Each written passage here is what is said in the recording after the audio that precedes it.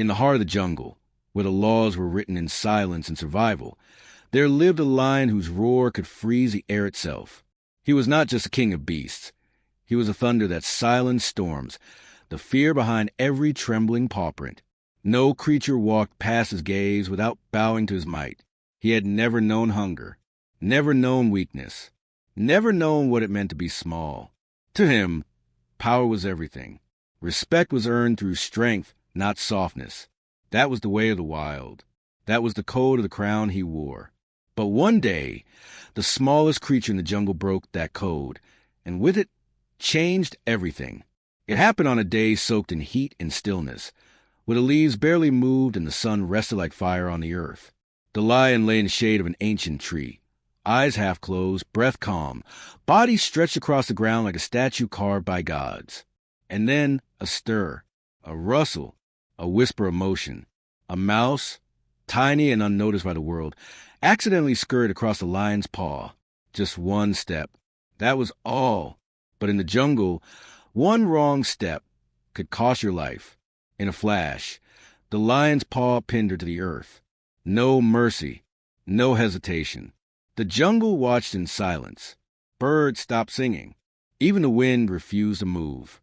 The mouse's heartbeat thumped against the weight of death. She was too small to fight, too weak to run. And yet, something inside her refused to be quiet. She looked up, not with defiance, but with something deeper, a strange kind of courage, the kind born not from strength, but from sincerity. "If you let me go," she said softly, "I will return the favor one day." The lion blinked. His mind echoed the words. Return the favor? A mouse? Help a lion? He had faced elephants in battle, torn wild buffaloes apart. Who was this tiny creature to offer help? The idea was laughable beneath him, and yet for some reason he didn't laugh. He looked at her, really looked. There was no fear in her eyes now, just truth and belief. And for the first time in his life, the king felt something shift, something no battle had ever made him feel. So he lifted his paw. He let her go. He did not do it because he believed her. He did not do it because he needed her. He did it because for one moment, his heart whispered louder than his pride. And with that single act of unexpected mercy, he wrote the first line of a story the jungle would never forget. Because fate has a strange sense of timing, and destiny always listens, even when the mighty forget. The lion returned to his life, never thinking twice about the mouse he spared. But somewhere in the cracks of time and chance, a chain of events had begun. And soon, the king would discover that true strength is not about how loud you roar, but about how deeply you're remembered when you fall silent. In the deepest part of the jungle, where sunlight filters through a web of ancient trees, and even time seems to walk slower, there lay a lion, a creature both feared and admired. He was a symbol of dominance, the echo of thunder after lightning, and wherever his paws had tread, silence followed.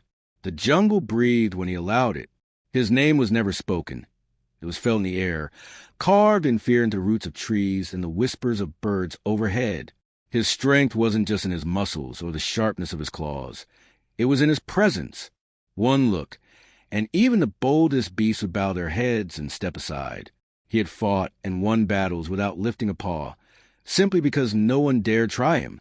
To the lion, everything smaller was weaker, and everything weaker was irrelevant. So when, one blistering afternoon, a tiny mouse came scurrying to the jungle floor, the lion paid no attention. He was resting, his massive frame stretched across the shaded earth beneath a sacred fig tree whose branches arched like a cathedral above him. His breaths were steady like distant drums. He was at peace, not because the world was peaceful, but because he had crushed everything that tried to disturb it. But fate doesn't knock before entering. It crashes into you when you least expect it. The mouse, distracted and rushing through a trail of fallen leaves, darted over the lion's paw in an innocent mistake. In an instant, the lion's peace was shattered. His amber eyes snapped open. His claws shot down like a hammer, pinning the mouse to the ground with force that could turn bone to dust. The jungle paused. The mouse, trapped and trembling, looked up into the eyes of death. But in those eyes, she saw something unusual, curiosity. The lion stared, expecting screams, sobs, or desperate begging. But the mouse did not wail. She did not struggle or close her eyes and surrender. Instead, in a voice as soft as wind between blades of grass, she said, "If you let me go, I promise I will return the favor one day." The lion narrowed his eyes. Was this creature mad? Deluded by fear, perhaps? A mouse offering help to a lion? It was the most absurd thing he had ever heard. His lips curled in amusement. Not a smile. Lions don't smile, but something that resembled it in the wild. The jungle often offered strange entertainments, but this was new. He could feel the weight of his own power in that moment, and yet her words clung to the air like smoke that wouldn't clear. He could have ended her in one press, one twitch of muscle, but something inside him paused.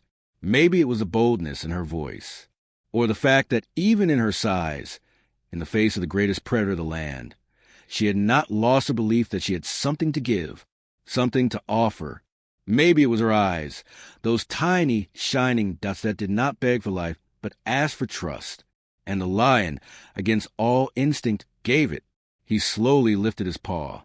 The mouse stood frozen for a second, as if unsure whether she had truly been spared. Then she bowed, not in fear, but in gratitude, and ran off into the undergrowth, vanishing like mist between the trees. The lion exhaled and rested his head back onto his paws, the whole encounter dismissed like a leaf blown past on the wind. He did not believe her. Of course not. He didn't think about it again. In his world, strength was visible, loud, undeniable. Help did not come from those who could hide in a footprint. But the mouse remembered. With every heartbeat, she remembered the warmth of mercy that saved her life. While the lion moved on with the confidence of the powerful, she carried the memory of that moment like a promise folded carefully in her chest.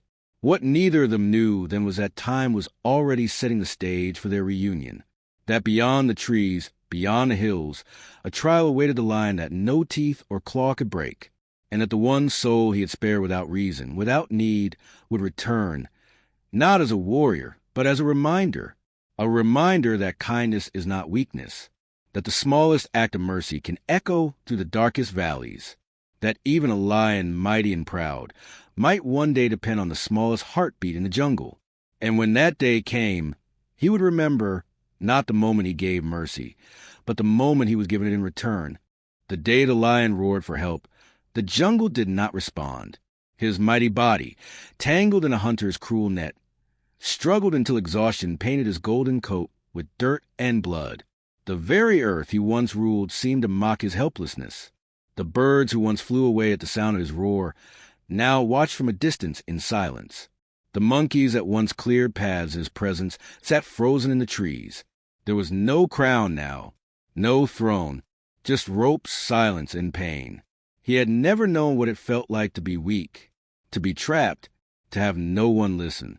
And in that still moment, surrounded by indifference, he realized a terrible truth. Strength, when it stands alone, becomes invisible when it falls. He closed his eyes, not in defeat but in understanding. Pride had taught him how to rule. Power had taught him how to be feared. But neither had taught him how to be helped. And as his breath slowed, a rustle in the grass made him open his eyes once more. It was her, the mouse, small, almost invisible to the world, but not to him, not anymore.